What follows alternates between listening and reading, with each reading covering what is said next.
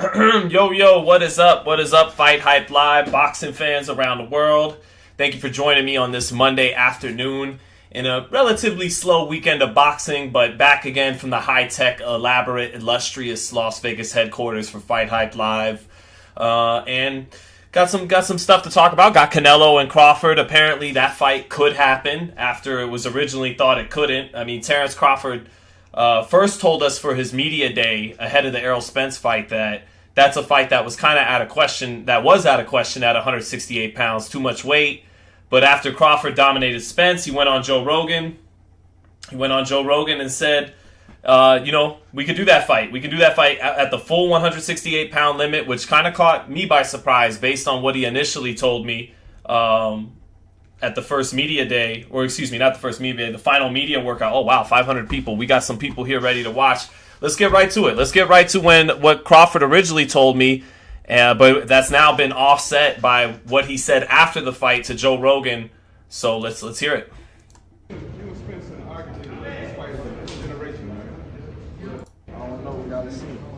Spencer, there's a coin flip in there. So do you have heads or tails for the ring walk? Shout out to my man Ron Goodall here with Fight Hype. Do you get to pick that. first? No, that's his voice there, and then you'll hear mine in a moment on the Canelo stuff. Who's the head or tails? I don't know. We'll discuss that. Hey Terrence, man. Tank gave a little prediction on the fight. Talked about Errol has a metal shield and you have a glass shield. Talk about the punch resistance. What do you think of Tank's assessment, man? We're gonna see. We're gonna see. And we sure did see. Crawford turned out to be right. His response aged better than Tank's prediction. In the future? Too little. I mean, you came up from 35, right? He ain't fighting no. That's Crawford saying Tank's too little. In regards to Tank moving up 2 weight classes to fight Crawford, some things get Crawford's now being discussed as moving up 3 weight classes to fight Canelo. Inoue has, vaguely been discussed by fans, moving up several more weights to fight Tank. So not crazy to ask Tank the same question some of these other fighters get to. What about, not that he has to do it, but it does beg the question, would you move up to fight Terence? And Crawford here is shooting that down. We're gonna see. Could he get it in the future? Too little. I mean, you came up from 35, right? He ain't fighting no real guys at 47. So, okay. What about everyone's talking about Errol fighting the winner of Canelo and Jermell. Could you ever do that? Is that too much weight, or What, 168? I ain't going up there. right? So you got Canelo winning then, right? I hesitated to even. So back when it happened, back in July here that was at the UFC Performance Institute. When it happened, shout out to my editor BT, giving me the heads up. You should definitely ask that. And even with that, I hesitated to ask it because I thought, 168 is just a bit too much. It's a little crazy. And at the time, Crawford winds up kind of agreeing with that sentiment, but we go back now. If he fighting at 168. What's the limit then, Terrence? 54? Canelo winning then, right?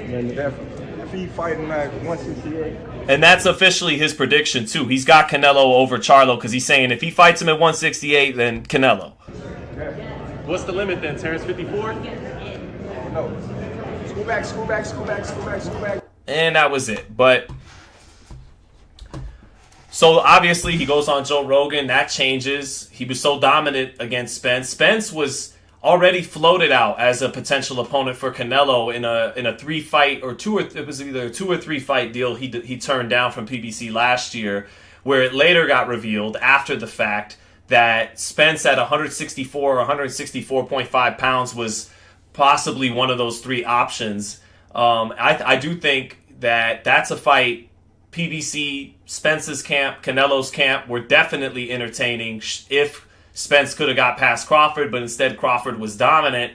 And now talks are heating up about Crawford and Canelo because casual fans who, don't follow the sport hardcore like we do, they see 2 guys, same height, both in the top 5 pound for pound, both 2 of the most recognizable and great names in North America in boxing, and they think, why not? Why people like Jalen Rose and just casual fight fans who love tuning in for the big prize fights, they're asking themselves, why not? Why can't we see these two get in the ring? And people like me and hardcore fans are saying, well, one guy started at 135 pounds and, would have to go up 3 weight classes. But if Crawford's game and Canelo's game, it may happen.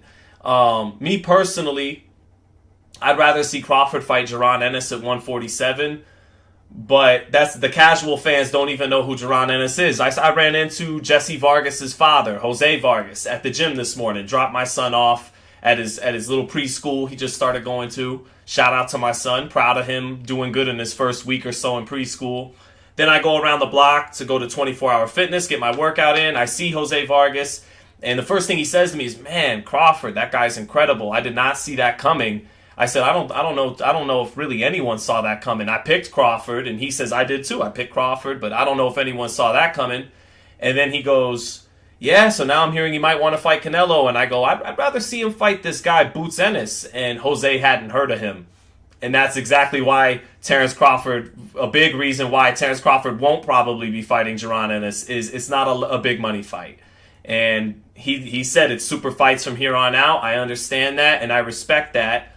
Not going to hold it against him that we're not going to probably get an Ennis fight at 47, but I will still state my case, my observation, that's my favorite fight for Crawford right now, would be staying at 47 and fighting Ennis. The bigger legacy fights would obviously be Charlo at 54, and then big time Canelo at 68. He's probably going to pursue those options. There's a bunch of... Derek James confirms that Spence is going to take that rematch. Spence has talked nothing but rematch. I don't really want to see that rematch. I think there's a chance Spence can make it more competitive. He can't make it less competitive at 154 pounds, but it's going to be the same result. Crawford's going to win that fight. I get Spence activating the rematch clause like I did with Kambosos and Haney. It's big money, and you're probably going to make about half the money if you look elsewhere and don't take that rematch clause. So you owe it to yourself and your family to take it. I get it. But it's not something I really want to see.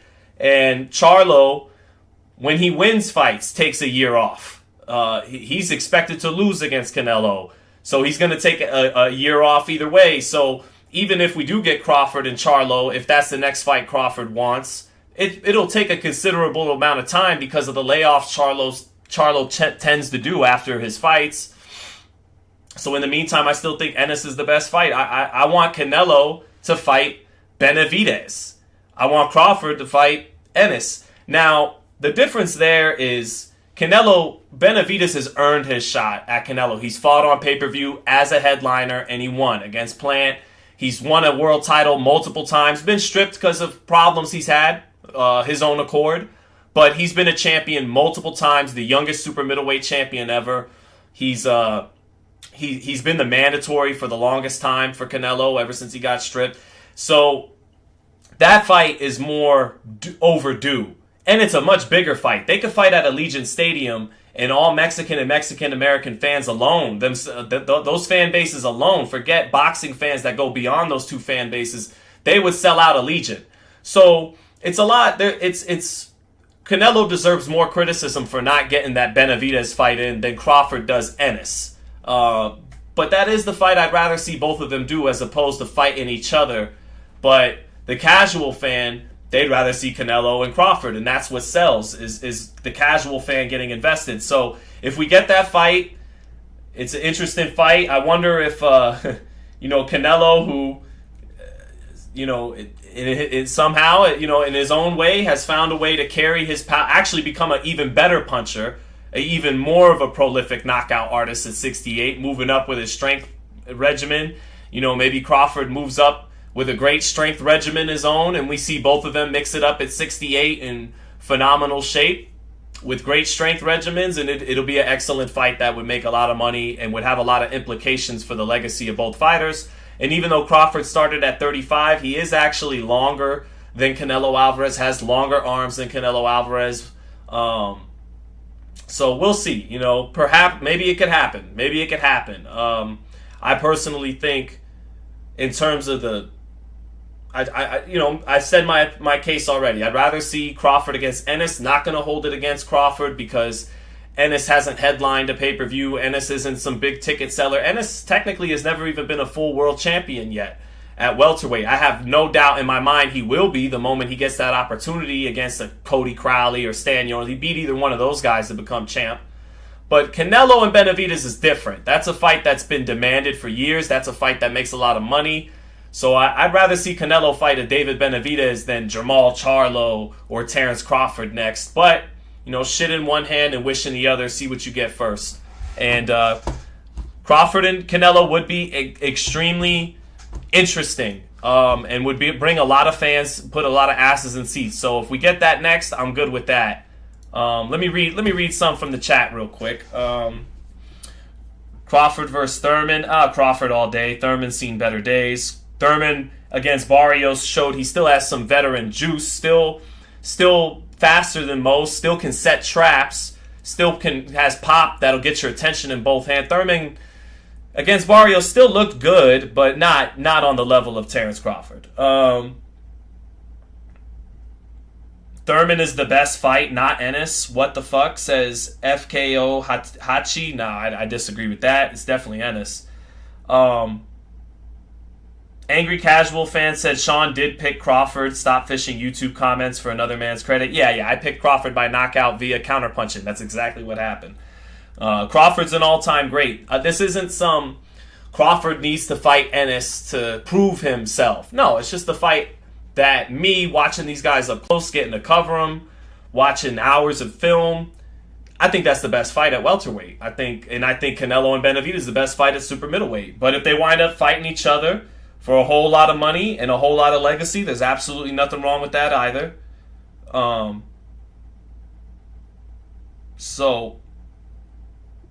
No Boxing, No Life says this dude throws a lot of hate at Canelo. I don't understand why you would think. I got the man's picture right behind me, right there. I like Canelo a lot. Canelo has developed a unique style onto himself. Usually pressure fighters throw a lot of punches. He's not. He's very accurate and economical and sits down on everything.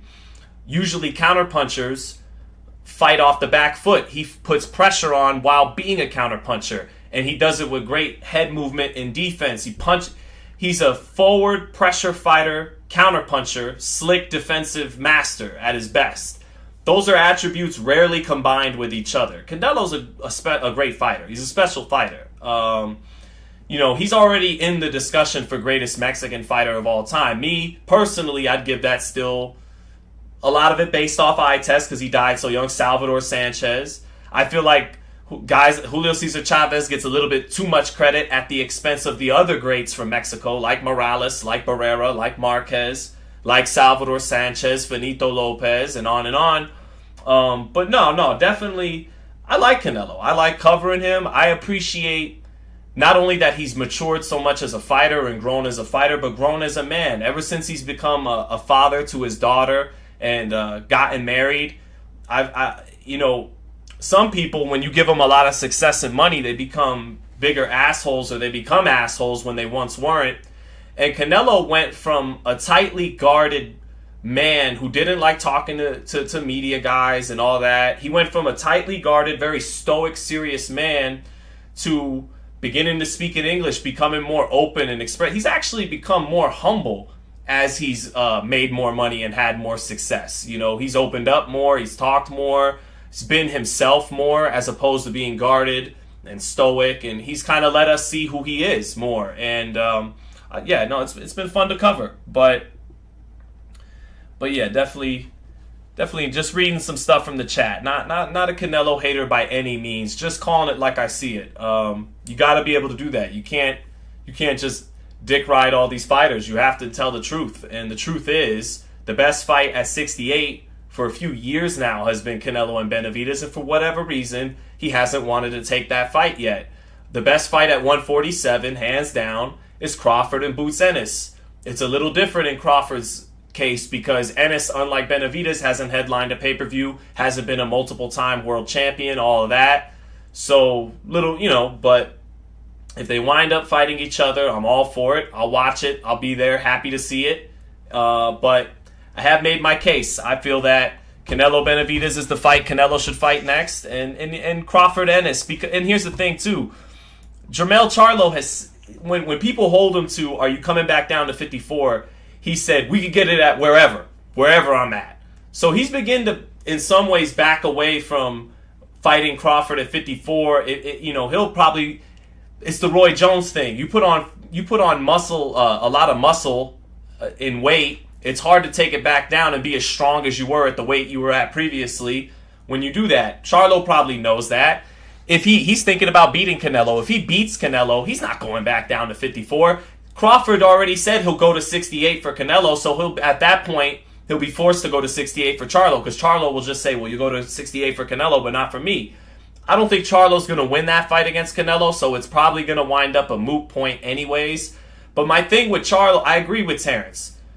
Charlo next up is the bigger fight, is the more legacy too, is the more legacy defining fight. Makes you a 4-division champion, unified in 3 different weight classes, lineal in all 4. That would be the stuff of legend. He's already done some things that are legendary. But knowing Charlo, he may not be able to get back down to 154 pounds. Win or lose, he may take a year off.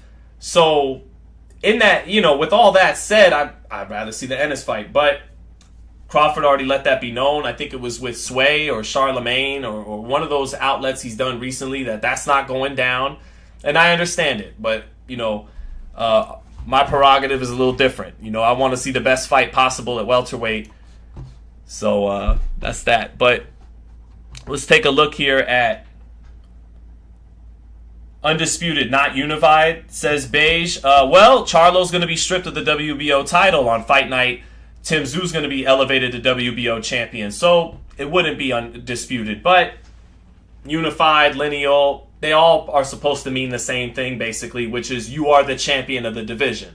And if he were to fight Charlo next, even if Charlo comes off a loss and it's only for 3 of the 4 belts, he's still, for all intents and purposes, he'd be the champion, and that's what matters. He would make him the champ in 4 different weight classes. But technically, with Charlo getting stripped of the WBO, it wouldn't be undisputed.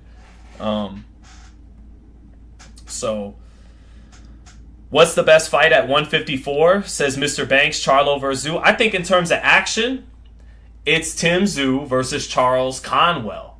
That would be an amazing war at 154. The war at 154. Conwell Tszyu. Tszyu Conwell. However you want to. Probably put Tzew's name first. He'd be the A side. But got a quick super chat. Thank you, Lester Walnuts. Thank you, brother, for the super chat.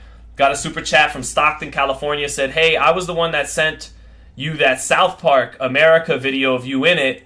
Mommy question is Andre versus Benavidez official? Hey, thank you for that, Stockton. Stockton sent me that video of me and my wife at the South Park 25th anniversary concert, us singing America Fuck Yeah. And shout out to Stockton for sending me that on IG. But your question is Andre versus Benavidez official yet? Not official. I haven't heard anything that's official. I talk with David Benavidez sometimes, haven't gotten anything back from him yet. Usually when I don't get anything back from him, it's because he wants to keep it tight-lipped and not mess up any negotiations, not spill, loose lips, sink ships kind of thing. But I think, no, that fight's not official yet, but if it is official, I favor Benavidez. Andrade coming up from 54. He's not going to be able to stop David. He's still going to hold some pop in his left hand. Andrade has a very good left hand, but Andrade, after 4 or 5 rounds, likes to coast a little bit. And when he fights 154 and 160 pounders with that left hand, he tames them. He makes them think twice about coming in. And after they've tasted his best offense, because Andrade gets off to a really good start, he starts fights very well. They're tamed, and they stop taking as much chances, and Andrade is able to coast in the second half of the fight. It's the opposite with David Benavidez. You don't get to coast in the second half of the fight. The fight gets tougher. He turns it up more and more as the fight goes on. So I think Andrade will land his left hand against Benavidez because he lands his left hand against everybody. He's a very smart, very good southpaw. But his problem is, in his 30s, his legs at 168 pounds are heavier than they were at 160 and 154. And fighting bigger guys, it's harder to hurt them. So I don't think he's going to have the feet to be up on his toes for all 12 rounds and box a perfect performance. And I think in the second half of the fight, it's going to get very rough for Andrade. Early on, he'll do his thing in the first 3 or 4 rounds. but I don't think he has the life in his feet coming up from 54 in his 30s that Caleb Plant had to give David all those problems with his feet in the first half of their fight. I think he'll land the left hand against Benavidez, but Benavidez in the second half of that fight will take over and might score a stoppage against Andrade. But early on, Andrade will look good in that fight, I think. But that's my early pick on that. Not official yet, though. Lester Walnuts, thank you again for another super chat, brother. I appreciate that. What's up, Bostons? What's up, Bronco Kid? What's up, School of Skills?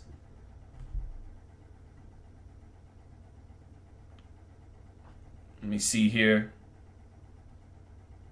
So to keep things moving, this wasn't very serious news, but Sean O'Malley, great name, spells it the right way too. But Sean O'Malley, he the UFC fighter. I don't cover mixed martial arts, not that familiar with it. When those guys become stars, I hear about them like everyone else. Israel Adesanya, Sean O'Malley, Volkanovski, Francis Ngannou, John Jones. I know your big names in MMA, but I don't watch it or follow it. But Sean O'Malley got a knockout, and then of course he called out Tank Davis after, and that made Ryan Garcia. Boxing and MMA are two different sports. If you need a reminder, let me know. I'll gladly do a tune-up for my return fight. It's interesting. MMA. It's not the best look for either sport that MMA fighters achieve a level of fame often enough that boxers could get better viewership than they can fighting the best fighters in their own division. That's not a great look on the sport of boxing. And then in the MMA side, they get so woefully underpaid by Dana White, who runs a tight ship, cutthroat businessman, makes the UFC a lot of profit and a lot of money, but it increasingly is becoming this 3,000-pound elephant in the living room. It almost feels like inevitably Dana will have to answer for the huge pay gap the UFC receives as a company and a fighter. I mean, this is being talked about nonstop by MMA media, sports media.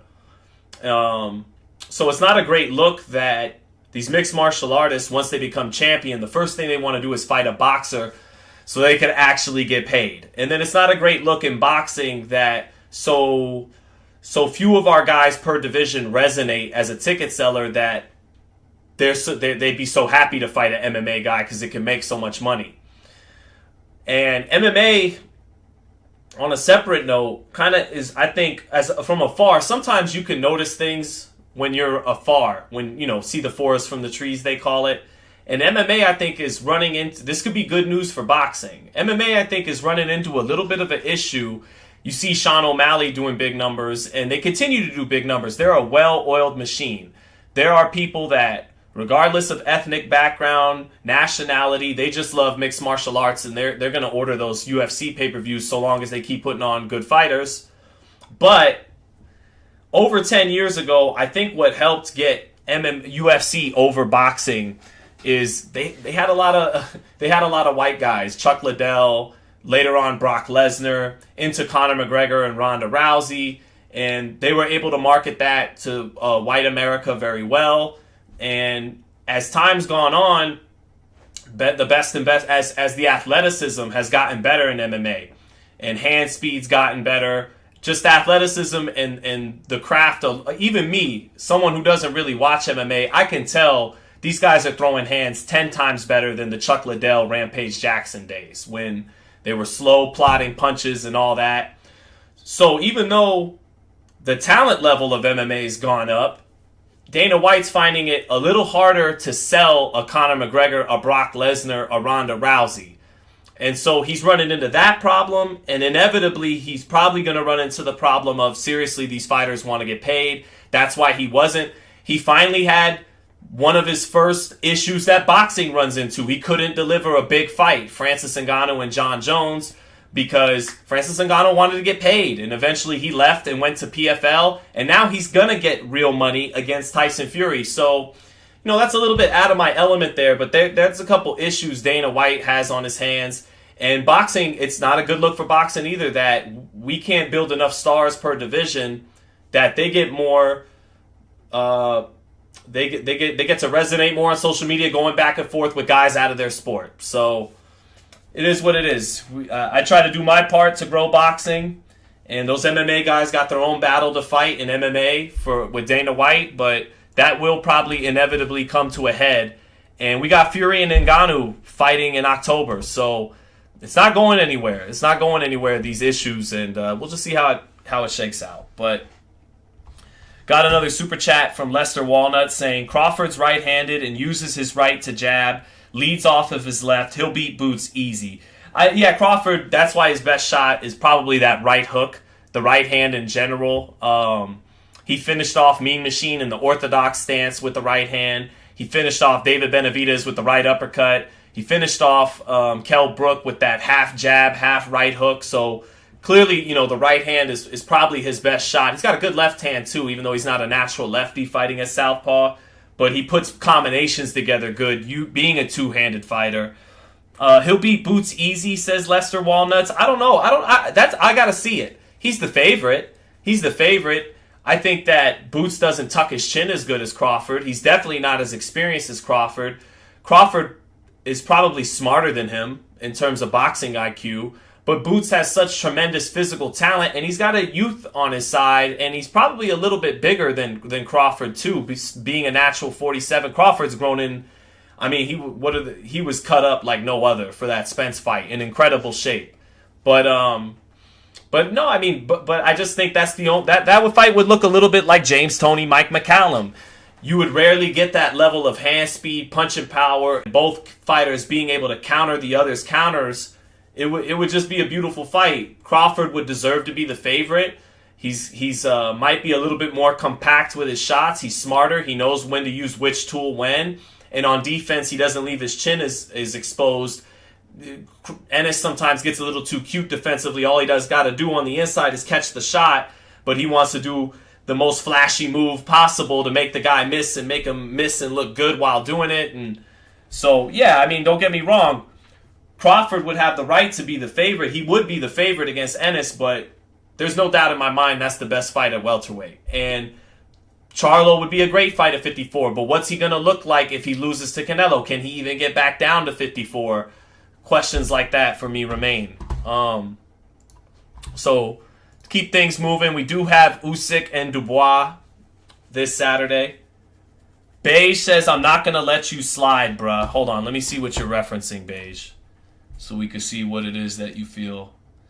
Bro, I don't get what the fuck you said. It's undisputed, not unified, period. Well, Beige, let me say it to you in clean English, why it's not undisputed and it is unified.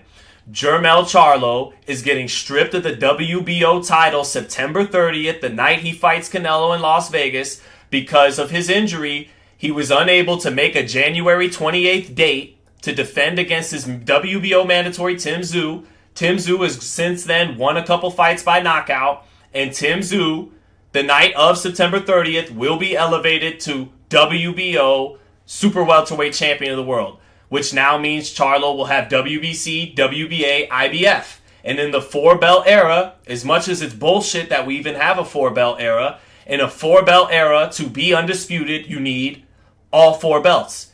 Charlo will have 3 after his fight with Canelo. If Crawford beats him for those 3 belts, he is not considered in the four-belt era undisputed. To me personally, he's the champion. He's the champion of the division. Unified, lineal, whatever. He's the champ at 54. This four-belt era shit is stupid that it got to this point anyways. But I don't make the rules. Those are the rules. In the four-belt era, he will not be undisputed at 54 if he beats Charlo after Charlo fights Canelo, because Tim Tszyu will have the WBO belt. So there you go. Beige. That's not what the F we were talking about. You were talking about Crawford, not Charlo. No, I was talking about Charlo, and you're trying to say I was talking about Crawford because I debunked you. But have a good day, sir.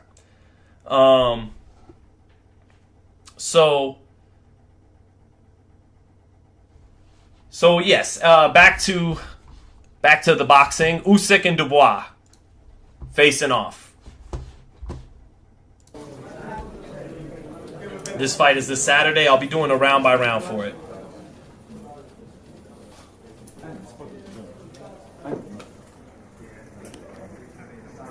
real quick, Jesus M says, UFC makes fights in the snap of a finger, and boxing elongates negotiations for at least 1 year. I'm not disagreeing with you that boxing takes too long to make the best fights that should be made as dictated by who's the best in the sport. That's been an issue for decades, and it's gotten worse, but UFC's running into that problem too. They couldn't make Francis Ngannou John Jones. I don't know dick about MMA, but I know that was their biggest fight, and they couldn't make it. And why couldn't they make it? Money. Dana White, once he paid Conor McGregor and Ronda Rousey and those folks that money, that allows someone like Francis to go, you fucking paid them, you got to pay me. You're not going to pay me? I'm out. He's kind of the first. Tito Ortiz tried that back in the day once he was washed, and there wasn't other routes to go to get paid if you were a mixed martial artist when Tito did it. But Francis is kind of the first, and he's not going to be the last. And I believe he had a hard time getting John Jones back in the octagon for a while because John wanted to get paid.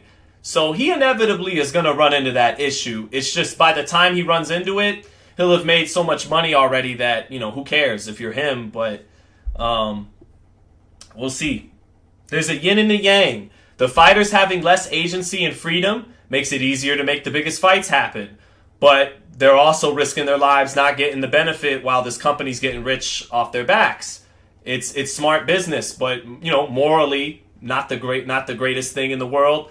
In boxing, we got the other dilemma. Fighters have a lot of agency and freedom. You don't want to, if you don't like Al Heyman, you can go with Bob Arum. You don't like Bob Arum and Al Heyman, go to Eddie Hearn. You don't like Bob Arum, Al Heyman, Eddie Hearn, I don't know, find Joe DeGuardia. Go fight, go hit up Frank Warren, see what he's doing. But you can't because Frank usually is going to share talent with Bob. But the downside is in boxing, it gets harder sometimes to make the big fights. It's like Crawford Spence. It takes years to happen. So it is what it is. Anyways, back to Usyk and Dubois here.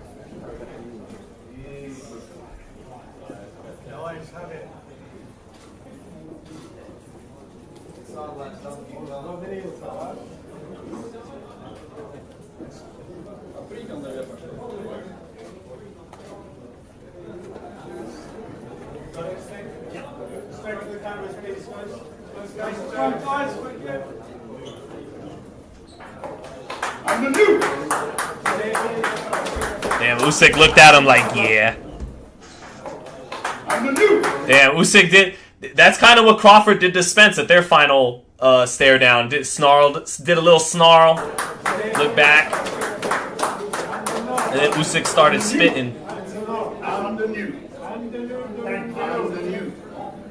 Repeat after me. I'm the new. Repeat after me. I'm the new.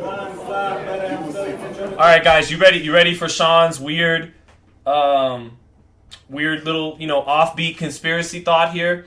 Usyk rapping like this. What's the first thing I thought? Other people thought it was odd. Other people thought it was awesome. The way my brain works, I said, "Wow." So that really does show you that the same social engineers and controllers of Ukraine are that Ukraine really is in bed with the West. The West being Western Europe, United States.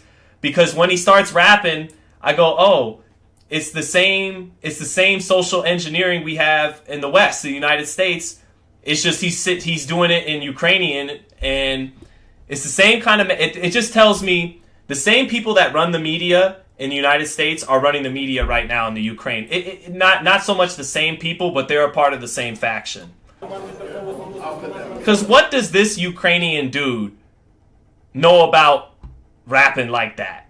Unless it's a universal social engineering tool in music as of late. That's how my mind works, people. You don't have to like it. You don't have to like it. Don't get me canceled. You don't have to agree. You can think I'm crazy.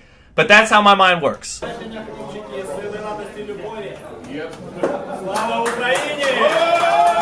Slava Ukrainian. Like Ukraine's free. Or, excuse me, it's a national, it's a patriotic thing to shout. Anyways, I'll get off that. But onto the fight itself. Onto the fight itself, I favor Usyk. Very simple why. Very simple. Kevin Lerena from South Africa. Now this isn't like Corey Sanders from South Africa who knocked out Vladimir Klitschko. This isn't some knockout artist from South Africa. This is Kevin Lerena, 14 knockouts and 29 wins. Kevin Lerena, a southpaw, right? 6'1" southpaw, not a big guy, not a big puncher. And despite that, Daniel Dubois down 3 times in round 1 in that fight, all beginning from a beautiful southpaw left hand from Kevin Lerena, the kind of shot that Alexander Usyk throws extremely, extremely well. So, put 2 and 2 together. It's heavyweight boxing. In heavyweight boxing, it's a little different than the rest of the sport. That division, anything really can happen. It's not just a cliche.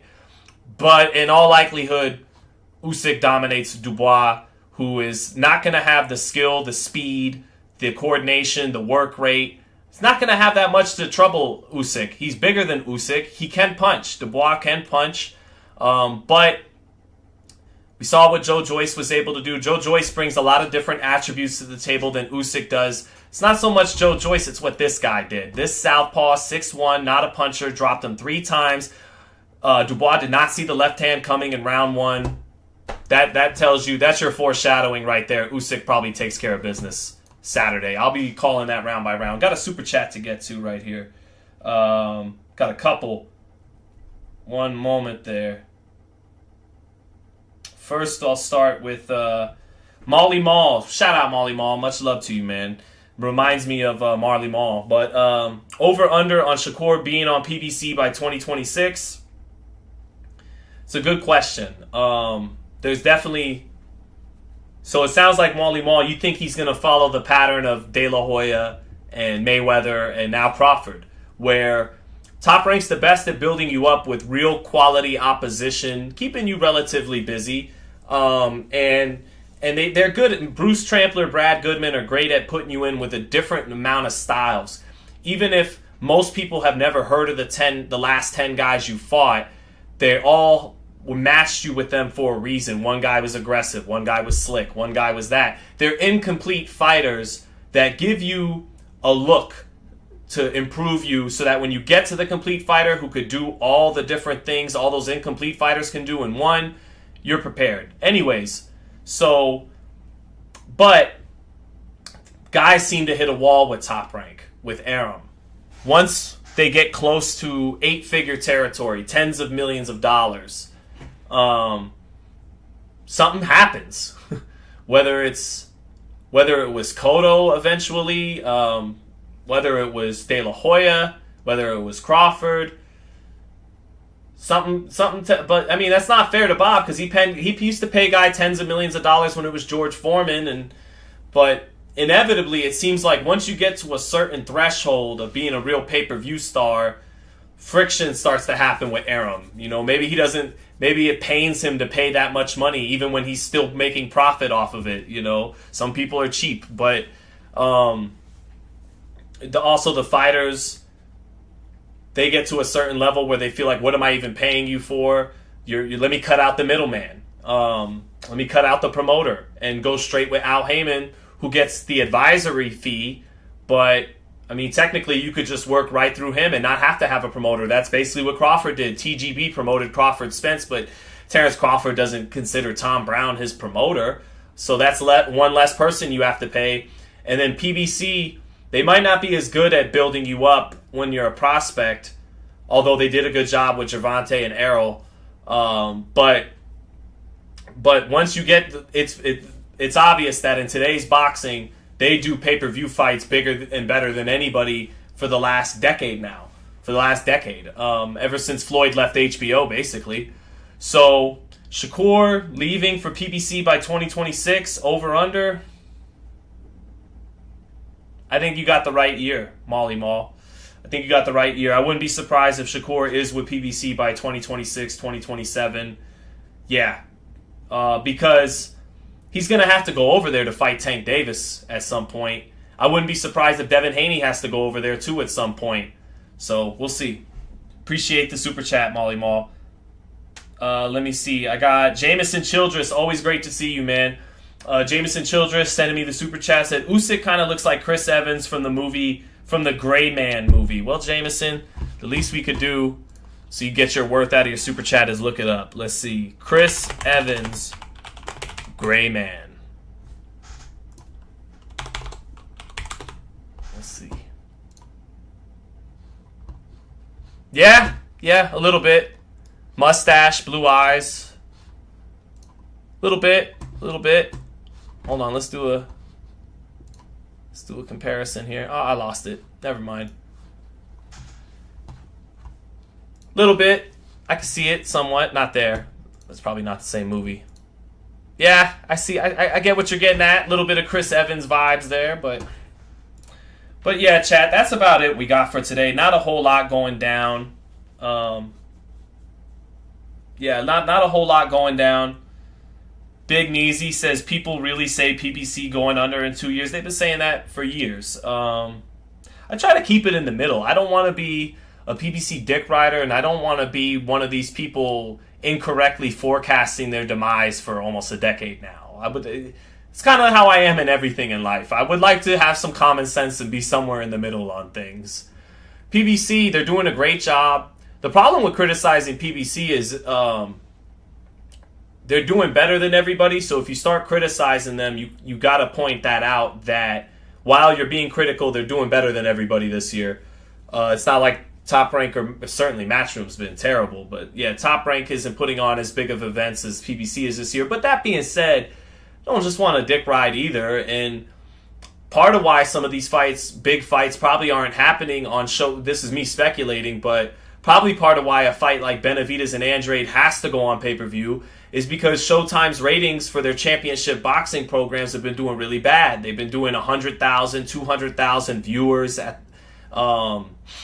sometimes just barely over 100,000. Meanwhile, ESPN, Top Rank, not able to equal them with pay-per-view success, big fight success, but they're on ESPN, they're not on premium cable, they're on ESPN, and they're doing triple, quadruple those numbers on their telecast. They're getting 600 to 900,000 viewers on their cards. So, to keep a level head about it all, PBC is the king right now this year.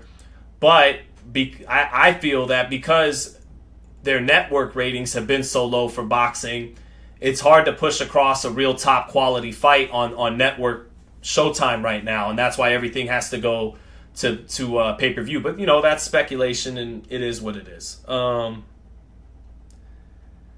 Bronco Kid says, tell your guy Jim Lampley that he was a big PBC hater. Well, Jim Lampley had to commentate a lot of Andre Berto mismatches, and Jim Lampley got his side of the story too. I'm not just fully defending. Jim said some foolish things during his HBO days. There were some days that it was very obvious Jim was championing one fighter over the other. But that being said, Jim is the best blow-by-blow man of my lifetime, and I'm sure he has his side of things too,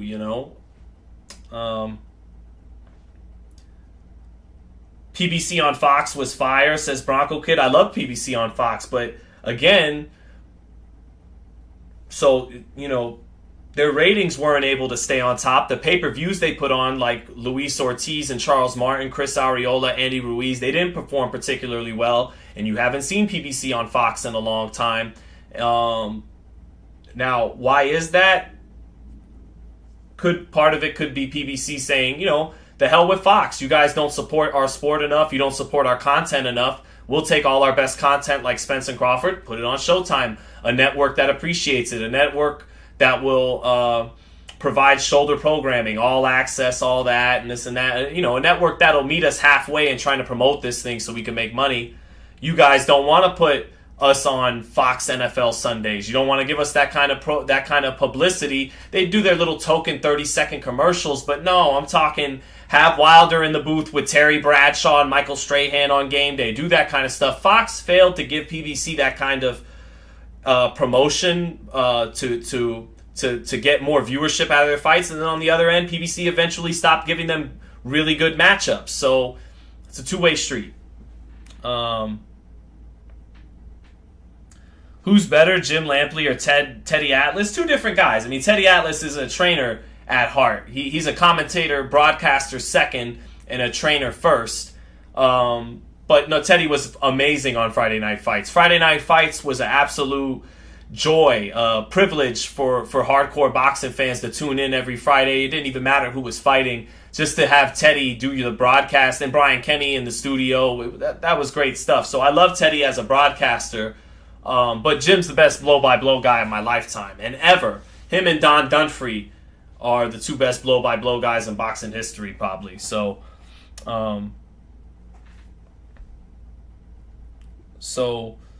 Tay Day says, damn, I missed the whole stream. What did we cover? Not too much, man. Crawford talking about moving up to fight Canelo. That's a great fight. That's a fight that makes the most sense for Crawford and the casual fans. Me personally, I'd rather see Crawford fight Boots, and I'd rather see Canelo fight Benavidez. Them fight the two best fighters in their division. But the casual fan, they know who Benavidez is. They do not, for the most part, know who Ennis is. And, these guys take a lot of risks. So if that's the fight they'd rather do, Crawford and Canelo, it is a very interesting fight. It's a great fight, but I've said my piece. I'd rather see Crawford and Ennis, and I'd definitely rather see Canelo and Benavidez. Caleb said, how's the Undisputed gameplay? Still working on the Kings? Are you still the Undisputed King? I'm not the Undisputed King right now. I got to work on some kinks. I got to be sharp again. And that game is suffering from a lot of desyncing issues, meaning your connection's showing you one thing and the other guy's connection's showing you another thing. So I'll have rounds where on my connection, I didn't get hit. I catch and shoot, I countered, I boxed beautifully. And then at the end of the round, it says I got hit by 30 or 40 punches. And it's because on the opponent's connection, he's landing those shots. We're fighting at two different connection speeds. That's why you guys in the last month or so have seen me hurt on phantom punches. You don't even see a punch land and all of a sudden I'm in the stun state. You've seen me go down on phantom punches. So until they tighten that up a little bit, it's kind of frustrating to play the game right now with the desync issues. And I know they'll have it all ready to go by the time it comes on Xbox and PlayStation. So, I mean, my Undisputed days are far from over, but right now I'm taking a little break. Edwin Aloha said, I like your show as always. Thank you, brother. And now's the time for me to just chill with the chat. We kind of went through everything. It's not a big week. The main fight of the weekend is Daniel Dubois, and then we also have Jared Big Baby Anderson fighting this weekend, taking on Andrei Rudenko from the Ukraine. More of a softer touch against Andrei Rudenko. Here, I'll look up Andrei Rudenko now. But Andrei Rudenko, 6 foot tall, not a big heavyweight, and it's kind of Top Rank. Basically, is just getting him right back in the ring. It's crazy. Here he is, only 6 foot tall, not a big puncher. 21 knockouts in 35 fights, has been stopped once, 6 losses. So this is a bit of a step back down after Charles Martin gave Jared his toughest fight of his career, got his attention with some straight left hands. Jared Anderson would pull straight out with his chin up sometimes, and that's cause for concern for him going forward. I just interviewed Jared Anderson. That's why the stream started 2 or 3 minutes late. I was wrapping up an interview with Jared. So yeah, he'll be fighting Andrei Rudenko, and I expect Jared to get him out of there within 5 rounds because Rudenko's smaller than him, and Jared tends to get guys out of there that are his size or smaller in 1 or 2 rounds. So think he'll have no problem with that. I still think Jared is definitely our best young American heavyweight. Charles Martin showed him some things that he needs to work on to become heavyweight champion, especially on defense. But I think Jared has the talent to make those adjustments, to make those improvements, and I expect him to win this fight. So a couple heavyweights in action, Usyk and Dubois, and then Jared Anderson on the other card. Top Rank has some great prospects like Abdullah Mason on that undercard that I'll be watching out for. So, yeah, but I'll be live for that. Lester said, I thought Big Baby Jared was going to fight Big Bang Zhang. No, Big Bang Zhang's likely headed for a rematch with Joyce. Big Baby versus Frank Sanchez, who wins? I'll give the edge to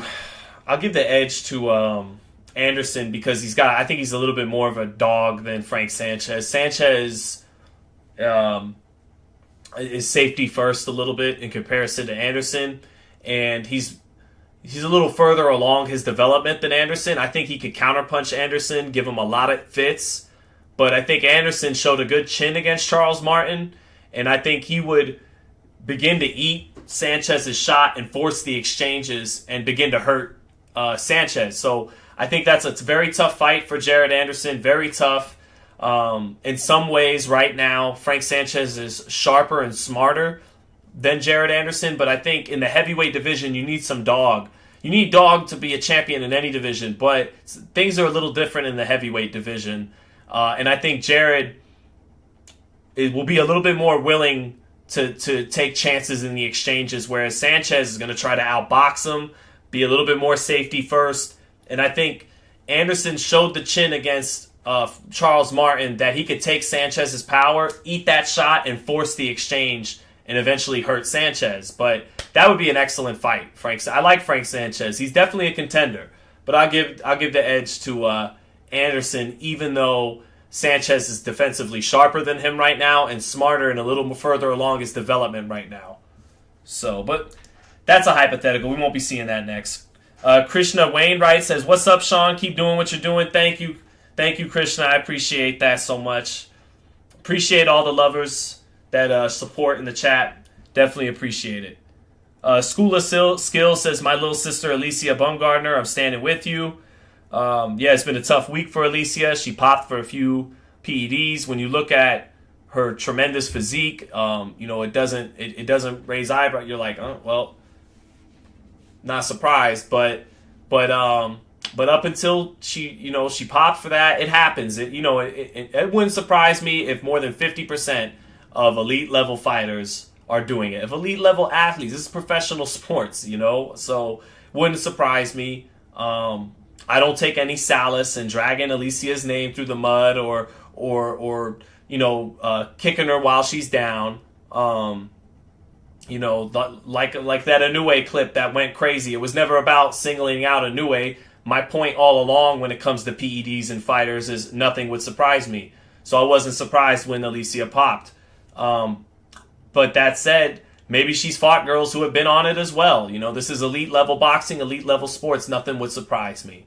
And up until she popped, I definitely had her number 2 pound for pound behind Clarissa Shields. I think she sets the best traps in women's boxing. She's not one of these girls that relies on the Olympic style like Katie Taylor and Clarissa. And Clarissa's the GWO. She's the best fighter pound for pound in females boxing. But Bumgardner has a little bit more of a professional style than her. She slows things down and sets beautiful traps. I'm a big fan of Bumgardner's skills in that ring. But she's got her own issues to deal with now with the fans. I'm not gonna kick her while she's down. I'd rather, she's got tremendous skills, and we'll see what comes of it going forward. She seems to be kind of maintaining her innocence. She'll have her day to say her part, but it is what it is. Got a big super chat coming in from Jameson Childress again. Thank you so much. Jameson Childress with the 20. I appreciate it. It says, in your opinion, what would it take to bring back the Super 6 Classic Series across boxing? I say create a $50 million pot for the fighters across the tournament. Every round they progress, they get a larger share of the money. Jameson, I feel bad because thank you so much for the big super chat.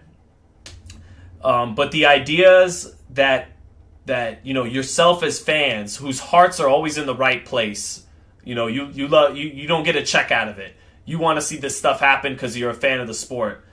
But things like that it sounds great. Make a $50 million pot and all that, but rarely is every fighter in any division all signed with the same promoter. So that would kind of have to be a thing first. And then when they are, a network like Showtime or ESPN isn't going to borrow from an overseas idea that happened with overseas promoters originally. Although, no, you're right. You know what? I said foot in my mouth. Showtime started the Super 6. They were the first ones who did the Super 6. I'm thinking of the World Boxing Classic that Usyk and Callum Smith won And the Inoue one, you know, where they bring the trophy out and everything. And I'm thinking, Showtime or ESPN, Bob Arum, Al Heyman, they're not going to go for that. They're not going to borrow that idea.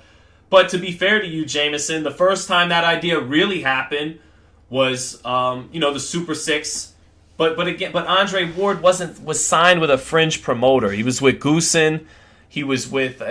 I say that respect. I mean, Goosen was great, but I just mean he wasn't considered Heyman or Arum or De La Hoya at the time. Golden Boy was a big power at that time. So Andre Ward was able to get in on that because he wasn't tied up with the big promoters. Once you get tied up with the big promoters, it's going to be hard to do a Super Six kind of tournament like that. Dre was with Jay Prince and with Goosen, and then you saw eventually he had problems with that promoter and wanted to got with Jay-Z, all that to finish his career.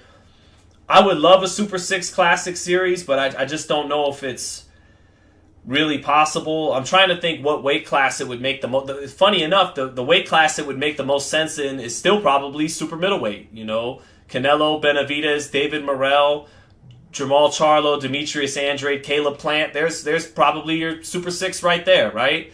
Plant, Morrell, Benavidez, Canelo, Charlo, Andrade. There would be your Super Six right there. Who would probably win that tournament? Oof. Probably one of the... I like the youth. I feel like one of the two Davids would pull off the upset at somewhere in that tournament. But $50 million pot. Every round they progress, larger share of the money. It's a great idea, Jameson, but I just don't know if it's realistic. But feel kind of bad. I wish I could provide better clarity for that super chat. But Bronco Kid said, Sean, you're a Raiderette now. Can't believe you. I'm not a Raider. I'm a Niners fan, brother. I cover the Raiders. Not a fan of the Raiders. I cover the Raiders now. 49er fan, cover the Raiders. Come on, Bronco Kid. Take it easy. The Broncos beat the Niners last year. So you got bragging rights. There's no need. Actually, I'll be week 1, Mile High. I'll be there covering the Raiders. That'll be my first NFL regular season game. I got to cover a couple of preseason games. The Niners got... How was that for my first NFL experience? I had to see my team, the Niners, get destroyed by the Raiders 34-7.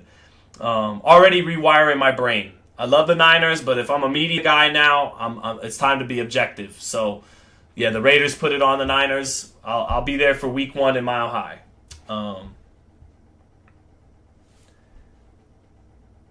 School of Skills says they mishandled Alicia Bumgarner's samples. There was a small testing agency and they almost ruined her career. I'm just letting you have your speak. Charles N said Aiden O'Donnell. AOC, baby. Aiden O'Connell. The Irish Cannon. The new number 4. Chino Moreno says Mayweather lover. Chino, why would you say that? Is it because I have a Mayweather behind? I love Mayweather as much as I love Morales, Barrera, Winky, Canelo. Chino Moreno wants... We're going to do like Terence Crawford did with that guy in the final press conference. Put the camera on him then. Give him some attention. Put the camera on Chino Moreno. Why am I a Mayweather lover, Chino Moreno? I don't think Floyd would have beat Tommy Hearns at welterweight. I don't think Floyd would have beaten Sugar Ray Leonard at welterweight. Floyd is a top 10 pound-for-pound fighter that ever lived. Just keeping it fair about the man. We haven't even talked about Floyd this live. Why are you bringing up Floyd Mayweather? Let the man escape your mental. He's retired. Think of other fighters. I'm waiting, Chino Moreno. Lester Walnuts, thank you for the super chat, said Caleb versus Charlo, the fight that needs to happen. It probably does need to happen. Oh, the Niners got us yesterday. They did, yeah, but it was preseason. Who cares? The Niners got them in the preseason, so it doesn't matter. I should be a Jets fan. But back to Lester for a second. Caleb versus Charlo. That fight should happen, but Charlo would probably be wise to get a tune-up in. It's at the point where he just needs one. He needs one. He's asking for trouble if he comes off without one. So Charlo needs a tune-up, and then, yeah, let's do the Caleb Plant fight. Let's see it. I'm with it. I'm 100% with it. But I do think, to be fair to Charlo, I mean, it's his own fault he's been out as long as he has, but he should definitely knock the rust off before he gets in there with Plant. You want to see whatever he's got left, you want him to have it coming into the fight with Plant. So there's no excuses. Sean, you should be a New York Jets fan. I am a Jets fan, actually. Hold up. Where is it at? I got love for the Jets. I'm from New York, after all. That is my New York team. Ty Law, when he was washed. Well, even a washed Ty Law was pretty good. But no, I got my Jets, and I got the Dolphins. I got love for the Jets, the Dolphins, and first and foremost, the 49ers. Hey, man, there's 32 teams, okay? Throughout my lifetime, I fell in love with 3 of them. Sue me. So, but all right, chat. I think that's about it for today. If there's anything you guys want to shoot off at me, we never did hear from Chino Moreno again. A little sad about that. But anything else, chat, you want to shoot off, go for it. Doesn't have to be a super chat. Just shoot it off, and I'll touch on it, and we'll sign out here for the day. Weedy Gonzalez, what's up? Said, yeah, that was post-Patriots Ty Law. Patriots Ty Law, one of the greatest corners that ever played the game. The man had pick sixes like he commonly would have pick sixes in Super Bowls and AFC title games. And picking off guys like Peyton Manning all day. Ty Law was incredible. Maybe because he wasn't super fast or super strong or athletic that people kind of forget. But Ty Law was as good a corner as there was, for a long time. Regis or Devin? Devin. When you see, I know Danielito Zorrilla was a southpaw, but when you see how much Regis struggled with the lateral movement and the sharp shooting down the pipe of Zorrilla, and the fact that he couldn't get his jab going at all against a guy moving away from him, keeping the fight on the outside, that doesn't bode well against Devin Haney. And I think Devin Haney's going to be better at 140 pounds than he was at 135. And I think at 24 years old, coming off a fight with a Hall of Famer like Lomachenko, he had to have learned things from that fight. He has to be more comfortable at 140 than he was sucking down to 35. I got Haney against Prograis. Where do I cover NFL Quinn Extra? It's on Vegas Sports Today, so check it out. Appreciate the question, brother. Zurdo Ramirez versus Joe Smith Jr. official. Who do you got, Sean? Ooh. Both guys, I don't know if they're at their best anymore. Joe Smith really got blown out in a great performance by Beterbiev in 3 rounds. That was great stuff by Beterbiev. Great stuff by Beterbiev because idiots like me underestimating Beterbiev a little bit, thinking Canelo could go up to 75 and beat him. Just starting to play him like he was just this straight up and down puncher. And then he showed what he can do against a guy who really is just a straight up and down puncher. Great footwork by Beterbiev in that fight. And, man, he took Smith to school. And Smith has great punch resistance, and he punched right through him to show you just how real the power is of Beterbiev. So I don't know what Smith has left. Ramirez doesn't keep himself in shape anymore. He got blown out in a 12-round fight against Bivol. Smith is a natural 75. Oh, no, they both came up from 68. I'll give the edge to Zurdo. Ramirez. He throws more punches. He still has a good chin, so Smith may have problems getting the knockout, but I'll give the edge to Zurdo.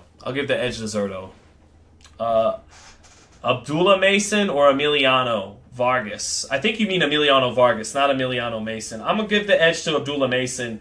Give the edge to Emiliano in terms of marketability, though. Good-looking kid, the son of Fernando Vargas, very fast, very talented and flashy in his own right. But he's not as sharp skill-wise yet as Abdullah Mason is. But I like Emiliano Vargas. I think he's going to be a world champion. I think Top Rank has a potential future star on their hands.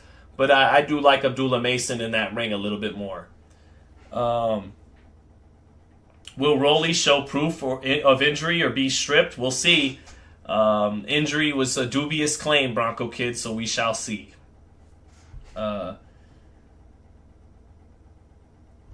Ashley Schaefer, Kia, how you doing, Ashley Schaefer? Said Paul Williams was 6'2", Antonio Margarito 5'11", Kermit Cintron 5'11", Mike Jones 6 feet. Clottey was 170 pounds on fight night. He was 173. Welterweights were huge back in the day. Is VADA and testing the reason 147-pounders are not as huge nowadays? That's a good question, Ashley. I can't say. It comes and goes in waves. The 80s, once Leonard and Hearns left the division, those welterweights weren't that big. Donald Curry in them, Marlon Starling. They weren't that big.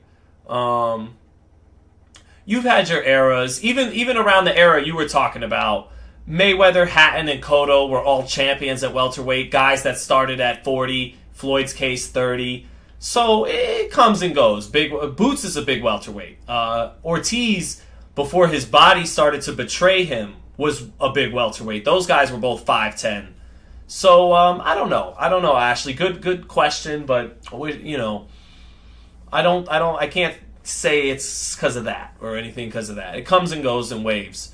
You get little guys who move up, who take over the division, and then eventually young guys that are natural at the division take it over, and they're bigger. They start at 47 and move on from there. It comes and goes in waves. What the size of the welterweights are going to be. Quinn Extra saying prediction for Charlo and Canelo. Stoppage or knockout in which round? I got Canelo by decision. I think Charlo's very prideful and tough. He won't get stopped. But I do think Canelo will be a little bit rejuvenated in this fight. I expect him to have a little bit more bounce in his step. His head movement be a little bit more on point. And but if Canelo shows up like he has the last 3 fights and he starts gassing by the 7th and 8th round, then it could be a long night for him. And Charlo could sense that and pick it up late in the fight and make things interesting. But I favor Canelo. Charlo got hit a lot, even though he knocked out Castano. He got hit a lot in that rematch. And Castano, the punches that were there for Castano, the same punches are going to be there for Canelo. Every shot Castano landed and threw, Canelo has those same punches and setups in his arsenal. So even a similar frame to Castano is just so much better and bigger and stronger than Castano. So yeah, I just think defensively Charlo's going to have some issues with Canelo's accuracy, and he's going to get hurt probably multiple times. But Charlo's a boxer puncher. He's a big 54 moving up, kind of like Mosley was a big lightweight moving up to welterweight to fight Oscar. So I don't count Charlo out. Definitely have a lot of respect for the 154-pound champ. But yeah, I got Canelo, and I'm expecting Canelo to look rejuvenated. So we'll see.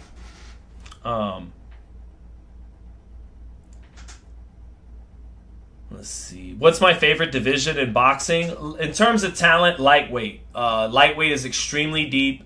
You could go down the list. Keyshawn Davis, Shakur Stevenson, Vasyl Lomachenko, Tank Davis, Abdullah Mason, Emiliano Vargas is coming up at lightweight, Kid Austin, William Zepeda, Isaac Cruz, and on and on and on and on. It's just such a deep division, but guys got to face each other.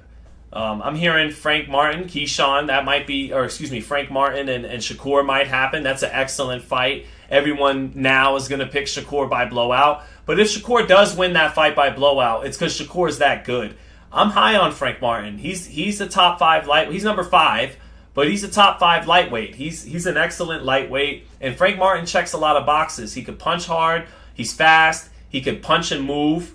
He can pivot off and shoot shots off the pivots. He has good defense. He just was a little flat in his last fight and got the job done late, got the knockdown late to put it away on the cards.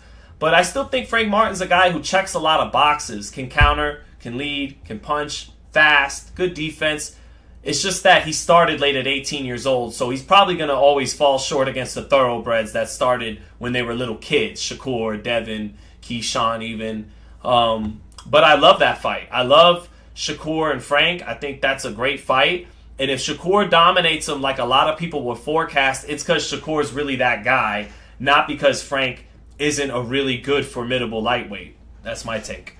Murataya, Weedy Gonzalez Murataya, who looked really good in knocking out Jeremiah Nakatia in about 3 rounds last time. So that's another good lightweight. Lester Walnut says Isaac Cruz got exposed with pillows hands, or that guy from Chicago got a chin of steel. Guy from Chicago did have quite the chin on him. I think he had a good chin. I think Isaac was a little flat. It wasn't the most impressive showing by Cruz, but Cruz is still a formidable fighter.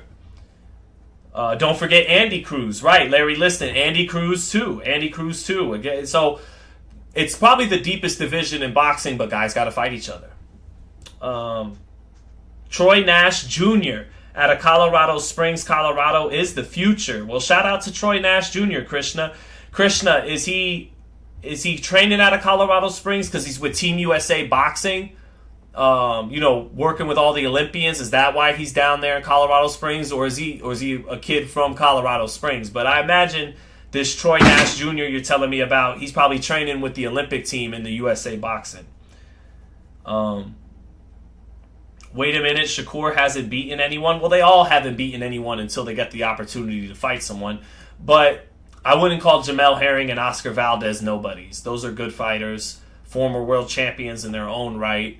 Not elite pound-for-pound fighters, but good champions in their own right, especially Valdez, even though Valdez lost to Navarrete. But those are solid wins.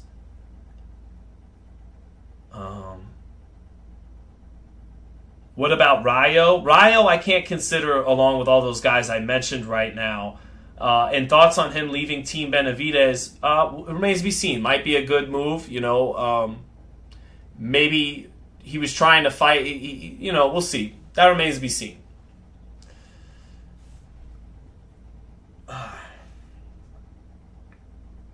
What do I make of... Jameson Childress asks, what do I make of Lomachenko not fighting Shakur? I mean, it's smart. It's kind of smart. He's going to fight Kambosos for probably the same amount of money and beat him, if that fight does happen. If you're Shakur, it's disgraceful. It's two guys who are both avoiding you to fight each other. That's disgraceful if you're Shakur Stevenson. If you're Lomachenko, it's kind of smart. If you're Kambosos, it's smart.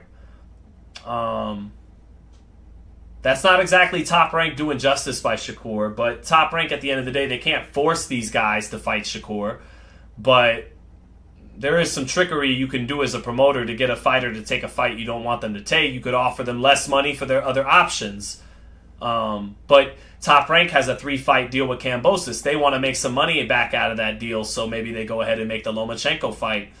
If you're Shakur, it's not good. But I'm in the end, if Shakur fights Frank Martin, I'm happy it happens. Because if Shakur fought Lomachenko, no matter how many people thought Loma beat Haney and he edged it out, or even if you didn't think he beat Haney and you thought, wow, Loma just showed, if nothing else, he's still an elite lightweight. He's got a lot left in the tank. It was a loss.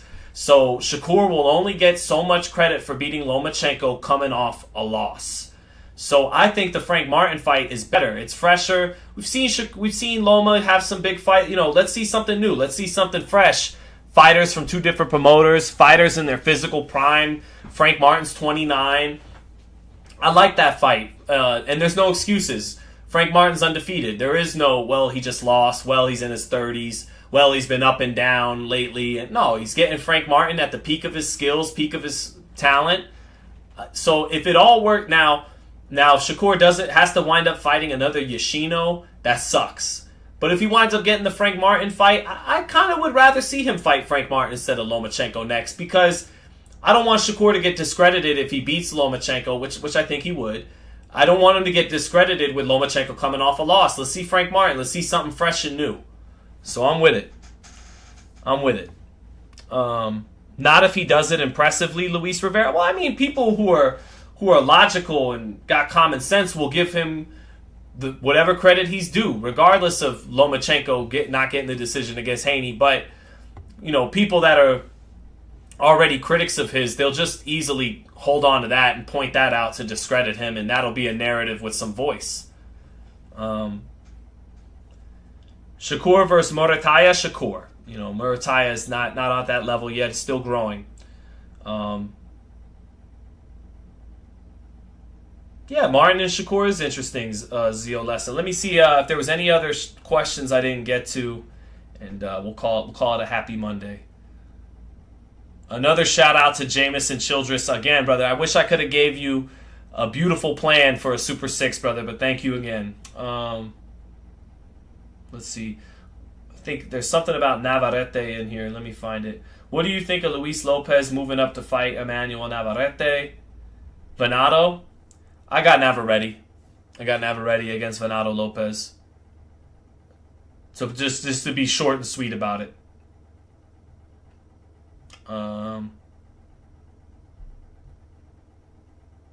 That's about it, guys. Thank you. Blurs619 says Sean the GOAT. Thank you, brother. Amidst all the haters, I could appreciate that.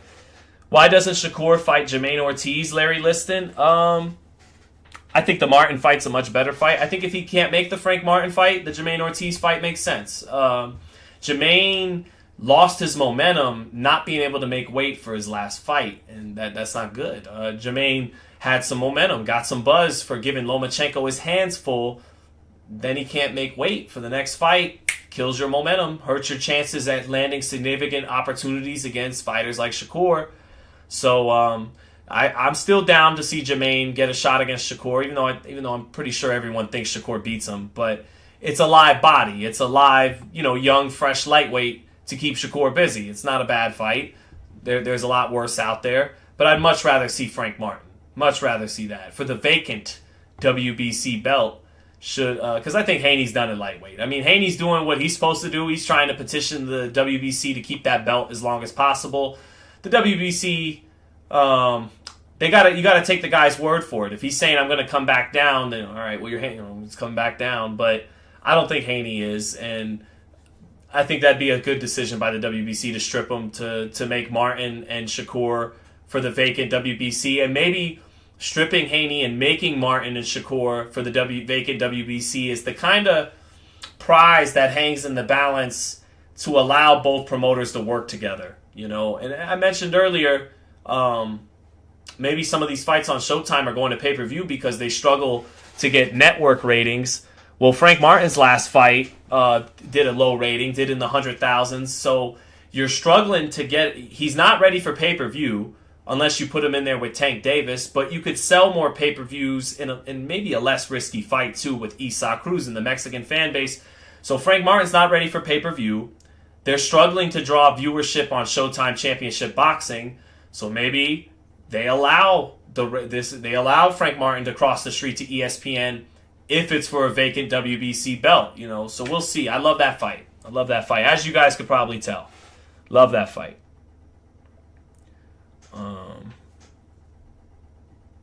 Isaac Cruz versus Ryan Garcia. Who you got at 140 pounds? Ryan's got some rebuilding to do, confidence-wise and mechanics-wise, but I'd probably favor Ryan at 140. All